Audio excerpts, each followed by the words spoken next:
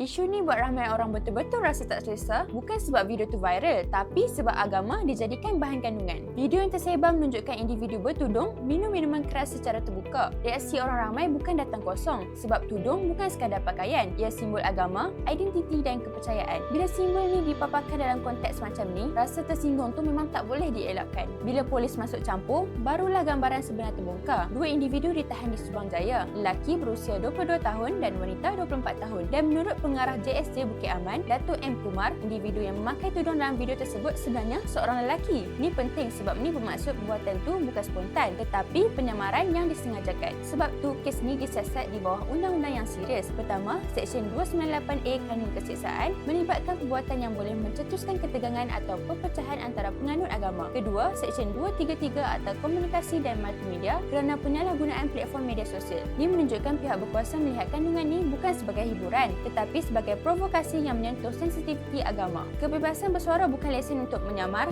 mengelirukan dan mempermainkan simbol agama. Malaysia bukan masyarakat satu agama. Apa yang dianggap konten oleh segelintir pihak boleh mencetuskan rasa tidak hormat dan ketegangan dalam masyarakat. Bila benda macam ni mula dinormalisasikan, garis sensitiviti akan makin kabur. Kes ni sepatutnya jadi peringatan jelas. Media sosial bukan ruang tanpa batas. Bila kandungan menyentuh agama, ia bukan lagi soal kreativiti atau view. Ia soal adab, hormat dan ia soal tanggungjawab terhadap keharmonian masyarakat.